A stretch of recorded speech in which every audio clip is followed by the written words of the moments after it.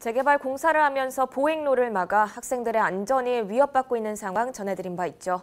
관련해서 공사장 주변 안전 불감증 문제 짚어보겠습니다. 오진환 양천구 의원 스튜디오에 나와 있습니다. 의원님 안녕하세요. 안녕하세요. 네, 양천구 내 이제 재개발 공사가 한창인 곳이 참 많은데요. 이곳의 통학로 실태가 어떤가요? 네, 이 지역이 대단히 재개발 공사 구역으로 여러 단지가 동시에 공사가 이루어지고 있습니다. 그리고 주변에 남명초등학교가 있어요. 이 공사로 인해 가지고 어린이들이 평소에 통학하던 길도 가로막아 놓고 있고, 네.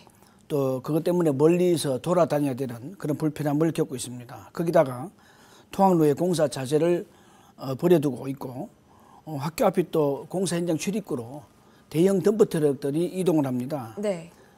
정말 위험이 노출되고 있지만 안전 유도 수신호 인력 배치도 제대로 안 돼 있는 그런 상태이고요.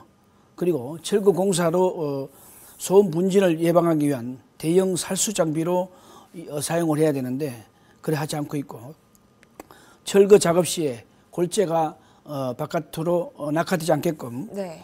가림막을 항공마대로 이용을 해야 되는데 부실하기 짝이 없는 부직포로 설치해 놓고, 심지어는 높은 곳에서 강관 작업을 하고 있음에도 사람이 지나가고 있는 상태에서 안전 조치를 하지 않고 있는 그런 현장을 볼 수 있었고요. 이런 상태에서 작업을 하고 있는데 통학하는 어린이를 보내는 부모님들의 마음은 늘 불안하기 짝이 없죠. 그래서 공사 규정에 맞는 사전 안전 조치가 전혀 돼 있지 않다, 이렇게 볼 수 있습니다.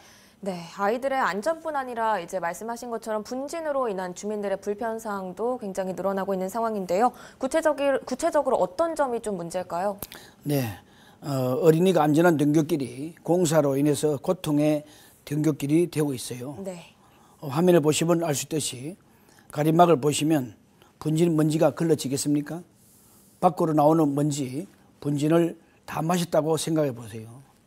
견딜 수 있겠습니까? 어린이들에겐 호흡기 질환 같은 건강에 이상이 생길 수도 있잖아요. 네, 그렇죠. 이런 환경에서 지역 주민들도 똑같은 고통을 겪고 있어요. 그래서 주민들도 항의 현수막을 설치를 하기도 했어요.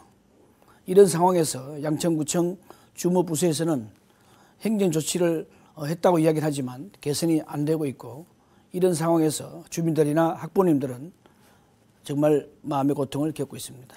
네, 이 남명초등학교 외에도 이제 신남중학교도 통학로에 이제 문제가 있는 걸로 이제 알고 있는데요. 좀 해결할 수 있는 방법이 없을까요? 네, 신남중학교 통학로에도 확인을 해보았는데 주 통학로인데도 불구하고 보행로가 일단 없습니다. 네.